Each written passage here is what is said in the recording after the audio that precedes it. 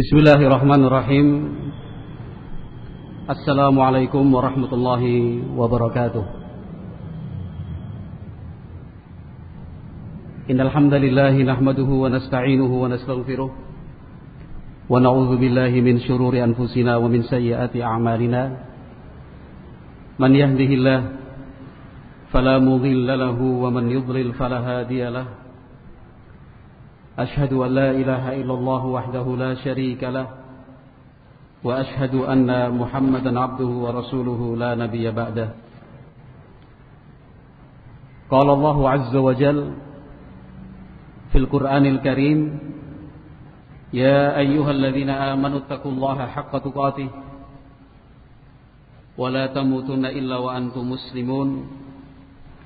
ويقول سبحانه يا أيها الذين آمنوا اتقوا الله وقولوا قولا سديدا يصلح لكم أعمالكم ويغفر لكم ذنوبكم ومن يطع الله ورسوله فقد فاز فوزا عظيما.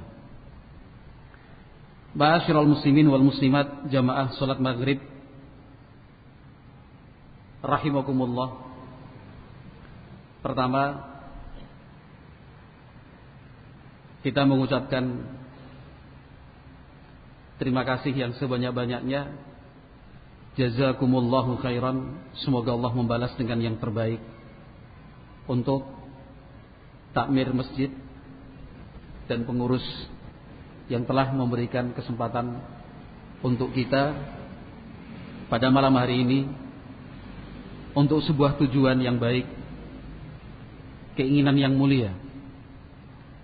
Tidak ada tujuan insyaallah selain untuk mendekatkan diri kepada Allah Subhanahu wa taala, yaitu dengan membaca ayat-ayat Al-Qur'an dan juga menelaah hadis-hadis Rasulullah sallallahu alaihi wasallam.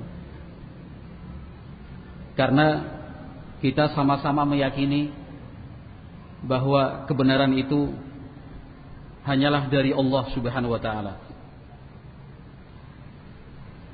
Demikian pula kita sama-sama meyakini bahwa sebaik-baik petunjuk adalah petunjuk Nabi Muhammad sallallahu alaihi wasallam. Apa yang beliau perintahkan pastilah baik. Apa yang dilarang kita yakini mengandung banyak keburukan. Ma'asyiral muslimin wal muslimat, jamaah salat maghrib rahimakumullah. Apalagi kita yang hidup di akhir zaman seperti ini,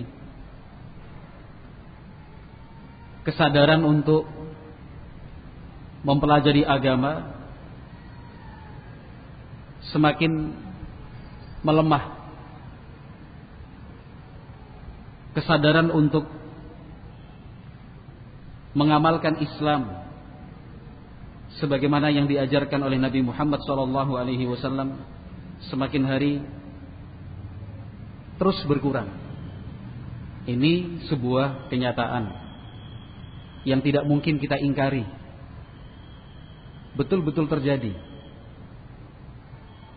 Maka dari itu, salah satu harapan kita dengan kegiatan seperti ini, mudah-mudahan Allah mencatatnya sebagai salah satu amalan istimewa yang bisa kita lakukan pada saat umumnya kaum muslimin dilenakan dan dinidak bobokkan dengan kegiatan-kegiatan duniawiyah.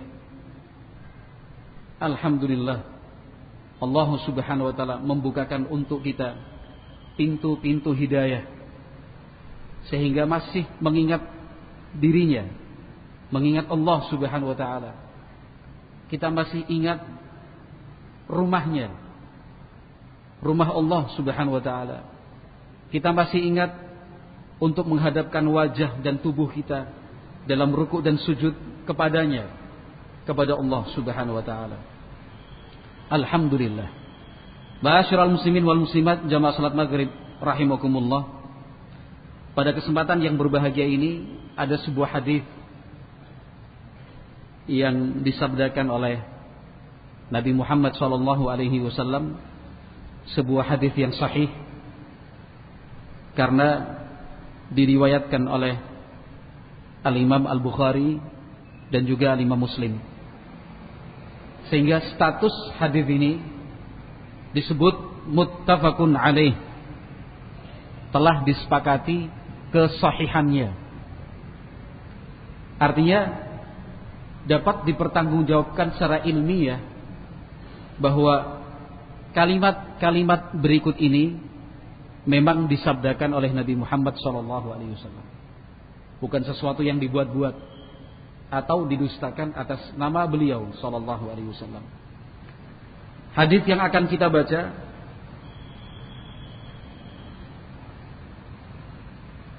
berasal dari sahabat Abu Hurairah radhiyallahu taala anhu. Nabi Muhammad SAW bersabda, "Sab'atun yudhilluhumullahu fi dhillihi yawma la dhilla illa dhilluh. Imamun 'adilun wa syabun nasha'a fi ta'atillah wa rajulun qalbuhu mu'allaqun bil masajid wa rajulani tahabba fillah ijtama'a 'alaihi wa tafarraqa 'alaihi wa rajulun da'athu imra'atun dhatu mansibin wa jamalin faqala inni akhafullah wa rajulun tasaddaqa bi sadaqatin fa akhfaha hatta la ta'lama shimaluhu ma tunfiqu yaminuhu wa rajulun dzakarallaha khaliyan fa fadat 'ainah." Nabi Muhammad SAW memberikan kabar untuk kita dalam sabdanya yang suci. Kata beliau, sab'atun, ada 7 jenis orang. Apakah hanya 7 saja? Ulama memberikan keterangan bukan. Lebih dari 7. Akan tetapi yang disabdakan Nabi SAW dalam kesempatan tersebut yang disampaikan ada 7. Selain itu ada. Akan tapi karena beliau ingin memberikan kemudahan untuk kita di dalam mengingat dan memahami, maka seringkali beliau menyebutnya dalam bentuk angka dan bilangan. Ada 3, ada 4, ada 5, ada 10. Mudah untuk diingat. Pada kesempatan itu Nabi mengatakan sab'atun, ada 7 jenis orang. Yuzilluhumullahu fi dhillihi. Allah Subhanahu wa taala akan memberikan untuknya tempat berteduh. Pada hari tidak ada tempat berteduh kecuali tempat berteduh yang telah diciptakan Allah Subhanahu wa taala. Ma'asyiral muslimin, jamaah salat maghrib rahimakumullah. Hadis yang kita baca ini saya ambil lafaz dan juga keterangannya nanti dari kitab Bulughul Maram karya Al-Hafidh Ibnu Hajar Al-Asqalani Asy-Syafi'i rahimahullah. Kitab Bulughul Maram karya Al-Hafidh Ibnu Hajar Al-Asqalani Asy-Syafi'i, karena beliau dikenal sebagai salah seorang ulama dalam mazhab Syafi'i. Kitab ini, Kitab Bulughul Maram, merupakan kumpulan hadis-hadis Rasulullah SAW yang membahas tentang fikih Islam, dimulai dari tata cara bersuci, kemudian sholat dengan seluruh hukum-hukum yang terkait, puasa, zakat, haji, hukum-hukum tentang pernikahan, jual beli, sampai pembahasan adab dan akhlak disebutkan di dalam kitab ini. Adapun keterangannya akan saya petikkan nanti dari syarah Asy-Syaikh Al-Utsaimin rahimahullahu taala. Di dalam keterangannya, Al-Utsaimin rahimahullahu taala menjelaskan bahwa yang dimaksud tempat berteduh itu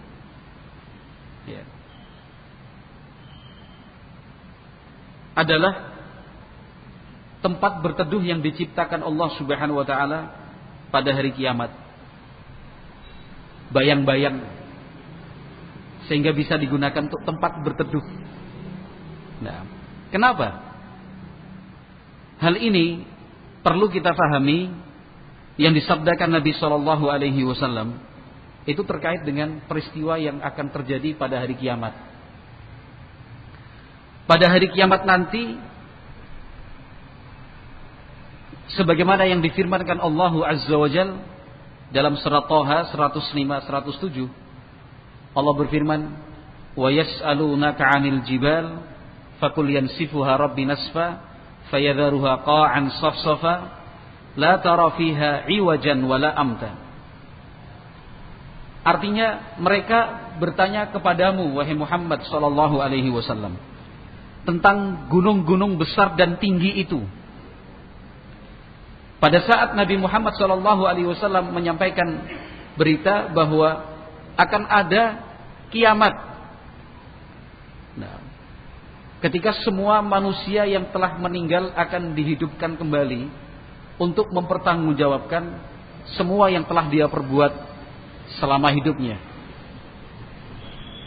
Dunia ini kan hancur. Ada beberapa orang yang bertanya kepada Nabi sallallahu alaihi wasallam, kalau memang hancur, lalu bagaimana dengan gunung-gunung tinggi dan besar itu? Nah, apalagi konteksnya saat itu adalah gunung-gunung yang ada di Timur Tengah, utamanya Mekah dan Madinah. Gunung-gunung di sana adalah gunung-gunung batu, bukan tanah gembur yang bisa kita cangkul, membuat galian dengan mudahnya, tidak seperti itu. Tapi batu, bebatuan yang lapisannya sampai belasan meter bahkan. Nah, kalau memang dunia ini akan hancur, bagaimana dengan gunung-gunung seperti itu? Allah Subhanahu wa taala memerintahkan Nabi Muhammad alaihissalam untuk menjawab, "Qul," jawab, "yansifuha rabbi nasfa." Allah Subhanahu wa taala akan hancur leburkan gunung-gunung tersebut. Wa idzal jibalu suyirat. Ketika gunung-gunung itu akan diterbangkan, dicabut seakar-akarnya, kemudian dihancurkan sehingga menjadi pasir dan tanah yang halus. Nah, fayadharuha qa'an safsafa. Ayat 106 surat Thaha, Allah berfirman, fayadharuha qa'an safsafa.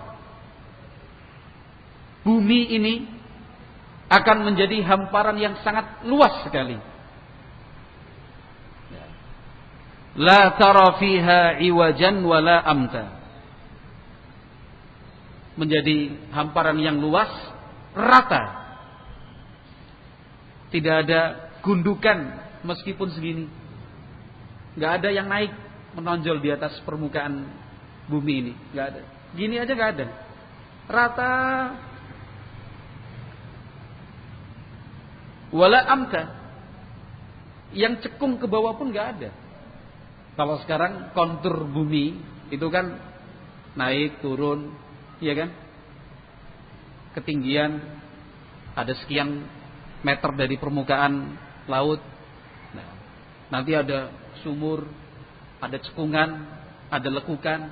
Gunung pun ada yang paling tinggi, ada gunung tinggi, ada perbukitan dan seterusnya. Tetapi pada hari kiamat semua ini akan rata. Itulah yang disebut dengan padang mahsyar. Yang disebut dengan padang mahsyar, ketika bumi ini diratakan oleh Allah Subhanahu wa taala. Nah,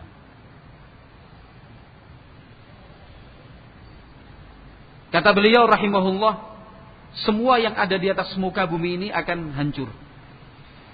Nah, dalam firman-Nya yang lain surat Al-Kahfi ayat 8, wa inna laja'iluna ma 'alaiha sa'idan juruza. Sungguh kami akan menjadikan semua yang ada di atas muka bumi ini menjadi hamparan yang luas sekali. Nah, tidak ada bangunan yang tegak berdiri di atasnya. Rata, betul-betul rata. Dan itu kuasa dari Allah Subhanahu wa taala. Laisa fihi nabatun wala asjarun wala buyutun wala syai'un. Tidak ada pohon yang masih tegak berdiri, tidak ada tetumbuhan, bahkan rumput sekalipun. Rumah-rumah hancur, gedung-gedung pun hancur, diratakan. Tidak ada satupun yang ada di atasnya kecuali manusia itu sendiri. Nah, hewan, ternak dan binatang juga akan dihidupkan oleh Allah Subhanahu wa taala, dihidupkan kembali guna menegakkan hukum qisas di antara mereka. Bukti kemahaadilan Allah Subhanahu wa taala. Sampai-sampai disabdakan Nabi sallallahu alaihi wasallam, kambing yang tidak bertanduk itu akan diberi kesempatan membalas tandukan kambing saat masih hidup di dunia. Nah, untuk menegakkan keadilan pada hari kiamat nanti. Adapun hewan dan binatang akan diubah oleh Allah Subhanahu wa taala setelah keadilan itu ditegakkan menjadi pasir atau menjadi tanah. Sehingga yang tersisa hanya manusia. Kita bisa sedikit membayangkan. Kalau membayangkan sepenuhnya tidak akan mungkin. Tetapi kita bisa sedikit membayangkan bahwa bumi ini akan rata. Ya kan? Allah Subhanahu wa taala firmankan dalam Al-Qur'an, "Idza zulzilatil ardu zilzalaha." Apabila bumi ini digoncangkan dengan segoncang-goncangnya. Nah, yang mengalami goncangan bukan satu titik.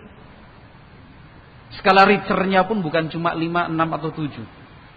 Nah, tetapi bumi ini yang digoncangkan segoncang-goncangnya. Kita sudah menyaksikan, dan itu adalah tanda-tanda kebesaran Allah Subhanahu wa taala. Ketika suatu wilayah mengalami gempa bumi, dalam hitungan detik saja, tidak sampai menit, dalam hitungan detik sudah sekian banyak bangunan rubuh, ya, rumah-rumah hancur. Itu dalam hitungan detik, dengan skala yang masih bisa diukur oleh alat buatan manusia. Itu pun baru satu titik saja. Orang-orang sudah ketakutan. Lalu apalagi ma'asyiral muslimin jamaah salat maghrib rahimakumullah, ketika bumi ini digoncangkan segoncang-goncangnya. Nah, yang alat buatan manusia, alat ukur itu tidak akan mungkin bisa berfungsi. Karena buatan manusia itu ada batasnya. Sementara bumi pada hari kiamat nanti akan digoncangkan segoncang-goncangnya. Ya. Wa idzal kawakibun tazarat. Allah firmankan juga seperti itu. Bintang-bintang berjatuhan. Nah, bintang-bintang berjatuhan, gugur, langit pecah dan seterusnya yang Allah sebutkan dalam sekian banyak ayat-ayat Al-Qur'an tentang hari kiamat. Tetapi terkait dengan hadis sabda Nabi sallallahu alaihi wasallam yang baru saja kita baca, ini kaitannya tentang apa? Tentang idzan hal 'alal ardi syai'un yustadhallu bihi la. Kata beliau rahimahullah dalam keterangannya, dalam situasi seperti itu, apakah ada sebuah tempat yang bisa kita pilih untuk berteduh? Jawabannya nggak ada. Karena tidak ada lagi bangunan yang ada di atas permukaan bumi. Rumah nggak ada, gedung tidak ada, pepohonan pun tidak ada. Di mana kita berteduh? Kalau sekarang pada saat panas terik matahari, saat kita berada di tanah lapang misalkan, kita masih bisa mencari-cari, oh ngiyop di sana, berteduh di bawah pohon sana, itu pohonnya besar rindang, yuk ke sana berteduh. Atau kalau misalkan kita berjalan di pertokoan atau di perumahan yang padat, kita akan memilih untuk berjalan di bawah atap yang teduh atau menggunakan payung. Nah, tetapi pada hari kiamat tidak ada lagi yang seperti itu. Nah, tidak ada tempat yang bisa dipilih untuk berteduh. Kenapa? Karena nggak ada yang meneduhkan. Nah. Sementara kata beliau rahimahullah, wasyamsu tadnu minal khalaiqi fi dzalikal yaum qadra milin. Matahari didekatkan. Betul-betul dekat. Bahkan jaraknya dari atas kepala kita pada hari kiamat nanti itu hanya 1 mil. 1 mil itu berapa?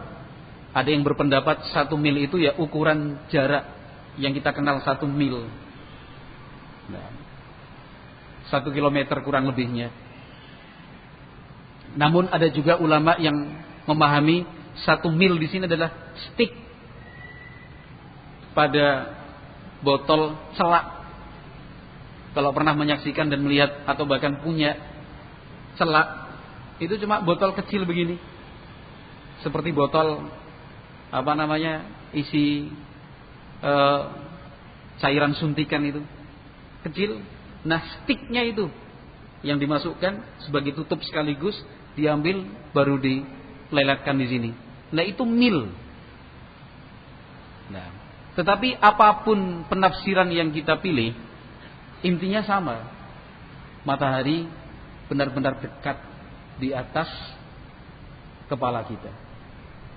Nah, ma'asyiral muslimin wal muslimat rahimakumullah.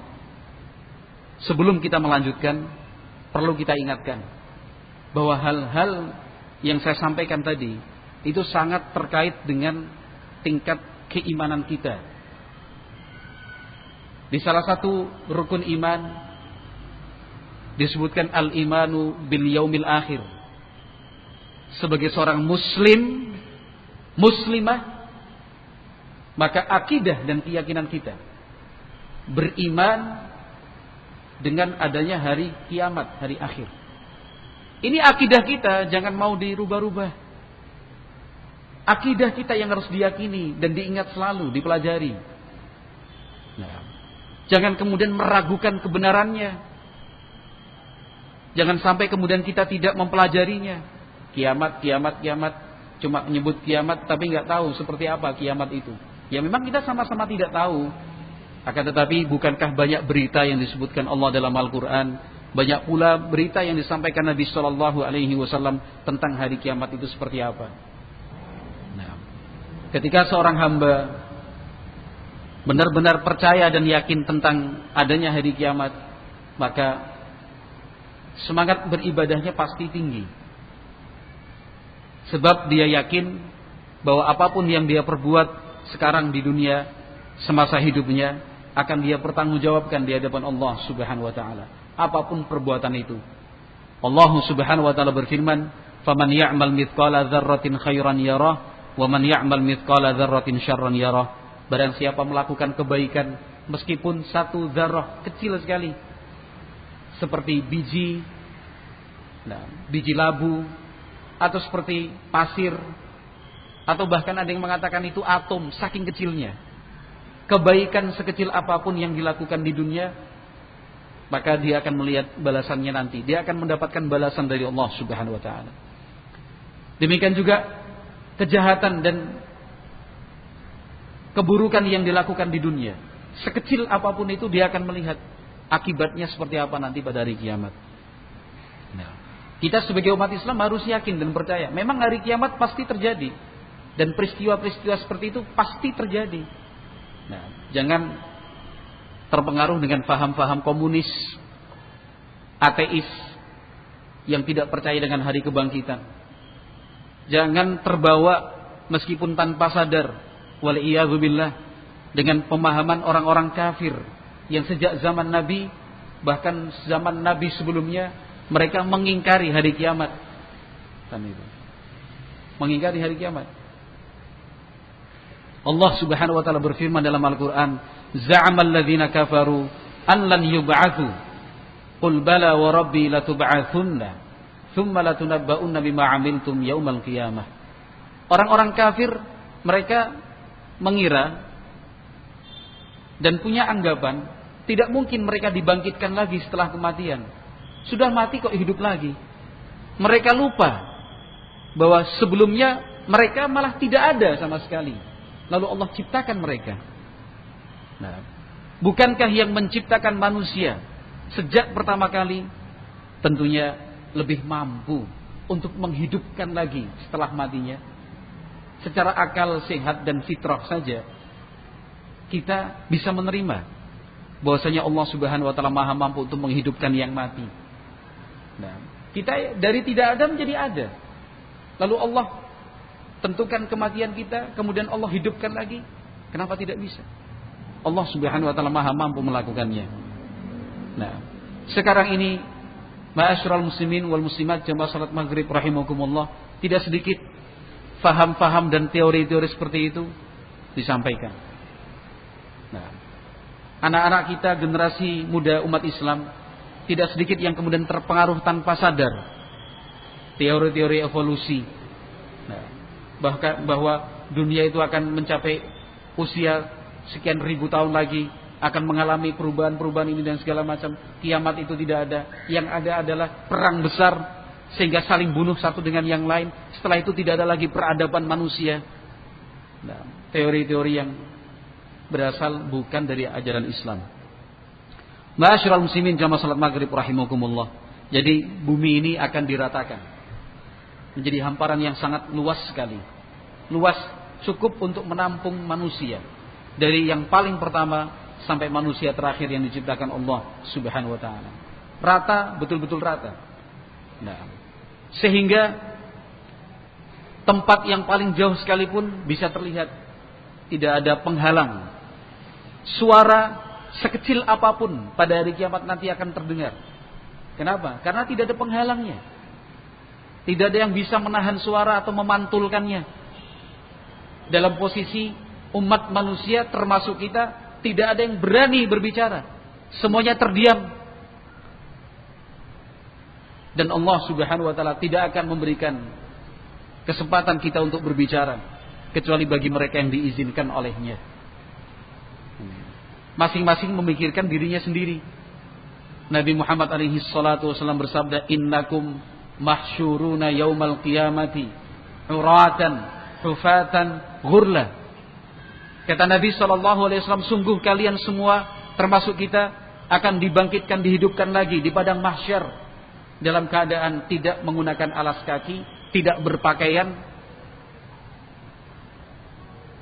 tidak berkhitan, kata Nabi.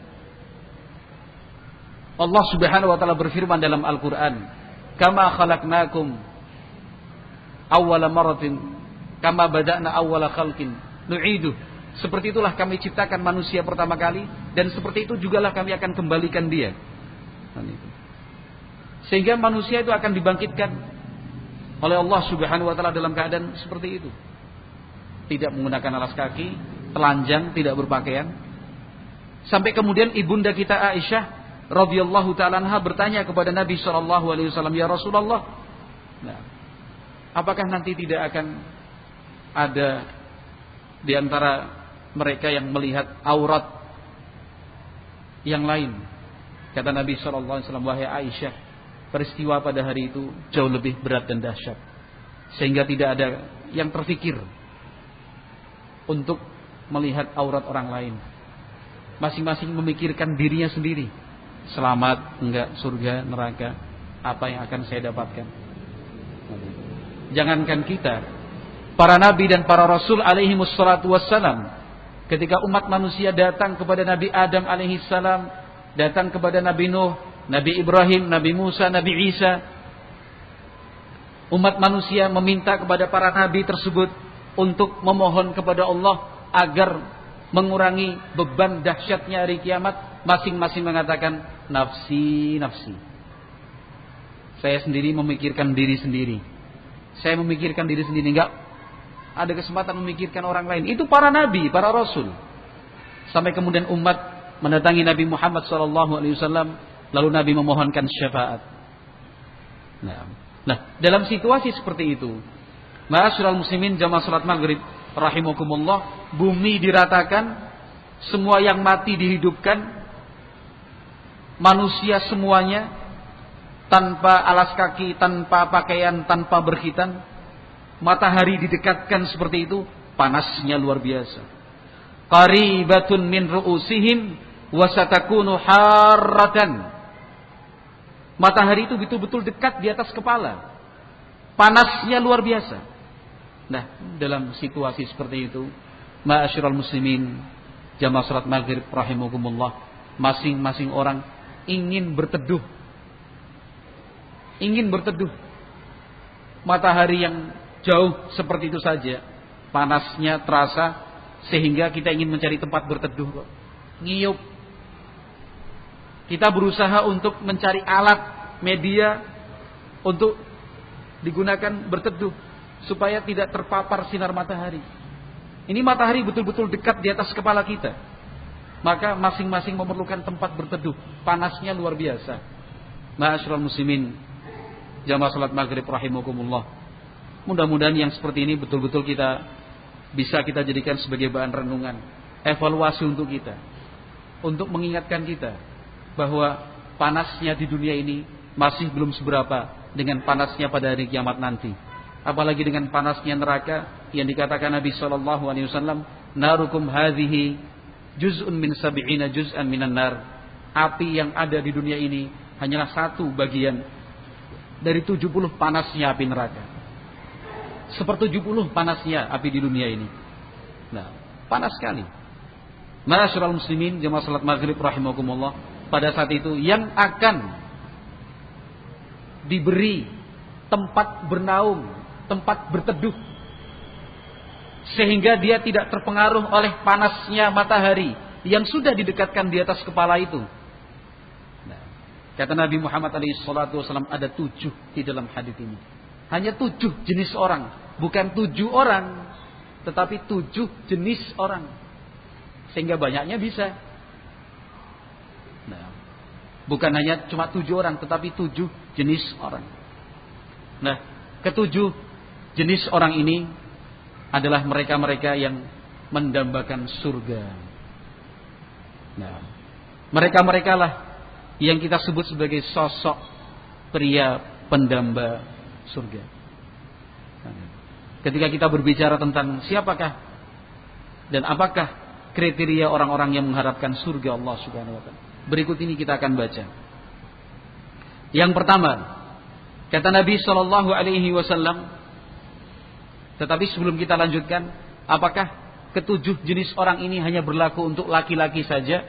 Jawabannya tidak. Hal ini juga berlaku untuk kaum wanita secara umum seperti itu. Adapun detail dan rinciannya ada pembahasan tersendiri. Tetapi pada malam hari ini, ma'asyiral muslimin rahimakumullah, kita lebih menitik beratkan pada kaum laki-laki, para pria. Dengan catatan, sebenarnya ulama juga sudah mengatakan bahwa hadis ini pun berlaku untuk kaum wanita. Seperti fatwa dari Syekh bin Baz rahimahullahu taala. Yang pertama, kata Nabi sallallahu alaihi wasallam, adalah imamun adilun. Pemimpin yang adil. Ini luar biasa. Pemimpin yang adil. Tetapi ingat, bukan hak kita untuk kemudian menilai satu persatu para pemimpin itu. Kemudian kita menghabiskan waktu, menyibukkan diri untuk membuat penilaian. Oh, itu adil, tidak adil, adil, tidak adil. Oh, ini. Bukan. Sebisa mungkin, ma'asyiral muslimin wal muslimat, sebisa mungkin tiap ayat maupun tiap hadis Rasulullah yang kita baca, mari diarahkan dan ditujukan pada diri sendiri, bukan ditujukan kepada orang lain. Ketika kita membaca sebuah hadis Nabi SAW, berpikirlah bahwa hadis ini untuk saya, bukan kemudian berpikir, wah ini kain, uangnya cocok, itu pas orangnya, wah nggak sesuai dengan sabda Nabi. Bukan. Introspeksi diri. Pada saat kita membaca hadis Nabi tentang berbakti kepada orang tua, yang terfikir di benak kita pertama kali bukan orang lain. Wah, anak itu durhaka sama orang tua, anak itu tidak berbakti. Akan tetapi ketika kita membaca hadis itu, tujukan yang dimaksud saya ini. Pada saat kita membaca riwayat yang menganjurkan untuk banyak-banyak bersedekah dan berinfak, jangan kemudian, oh, yang difikirkan pertama kali adalah orang lain. Tetapi sadarlah dan sadarilah bahwa hadis itu sebenarnya ditujukan untuk kita semua. Termasuk hadis ini. Kita jadikan sebagai alat untuk menilai diri sendiri. Jangan menilai orang lain. nilailah diri sendiri. Yang pertama, kata Nabi SAW adalah imamun adilun, seorang pemimpin yang adil. Menjadi pemimpin yang adil itu tidak semudah yang kita bayangkan. Tidak semudah yang kita bayangkan. Luar biasa beratnya. Apalagi keadilan itu adalah keadilan yang sesungguhnya. Keadilan yang menyesuaikan keridhaan dari Allah Subhanahu wa taala. Yang perlu diingat, ma'asyiral muslimin, jamaah salat maghrib rahimakumullah, ketika kita berbicara sebagai rakyat, ingat, saat berbicara sebagai rakyat, karena kita semua adalah rakyat sekarang ini, ketika berbicara sebagai rakyat, maka jangan sampai lupa bahwa di antara tugas dan kewajiban kita untuk menjadi rakyat yang baik adalah mendoakan kebaikan untuk pemimpin-pemimpin kita. Sebagai umat Islam, pengikut Nabi Muhammad SAW yang setia, jika menginginkan setia, ingat bahwa tugas dan kewajiban kita adalah terus mendoakan semoga pemerintah kita selalu dalam perlindungan Allah, senantiasa memperoleh taufik dan hidayah dari Allah Subhanahu wa taala. Jangan sebaliknya, justru mendoakan kejelekan, dicaci maki, dicela, dilaknat lagi. Wal iyadzu billah. Para ulama kita mengajarkan, "Lau kana li da'watun mustajabah, la ja'altuha li salihil imam." Para ulama kita mengatakan, seandainya saya memiliki doa yang mustajab, ada satu doa yang pasti dikabulkan, seandainya saya punya kesempatan seperti itu, maka doa tersebut akan saya gunakan untuk memohon kepada Allah supaya pemimpin-pemimpin kita menjadi pemimpin-pemimpin yang baik. Para ulama kita memberikan penjelasan, kalau seandainya ada satu pemimpin yang jelek, kemudian kita doakan jelek,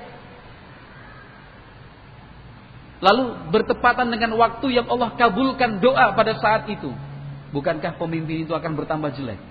Bisa dipahami? Saya ulangi kembali, kenapa kita dilarang untuk mendoakan kejelekan bagi pemerintah, penguasa? Karena ketika seorang pemimpin itu jelek, ada satu pemimpin jelek, kemudian kita doakan lagi dengan kejelekan, Allah kabulkan, bukankah pemimpin itu akan bertambah jelek? Yang merasakan akibatnya siapa? Ya kita sendiri yang mendoakan kejelekan. Tetapi ketika ada satu pemimpin yang jelek, lalu kita doakan kebaikan, Allah kabulkan, kemudian pemimpin itu betul-betul menjadi baik, kita juga yang akan merasakan kebaikannya. Kita juga yang akan merasakan kebaikannya. Maka alhamdulillah, umat Islam adalah bagian dari NKRI yang paling setia dan paling baik. Umat Islam selalu mendoakan kebaikan untuk pemerintahnya, mendukung pemerintahnya, selalu disebut dalam doa-doa mereka di waktu-waktu yang mustajab.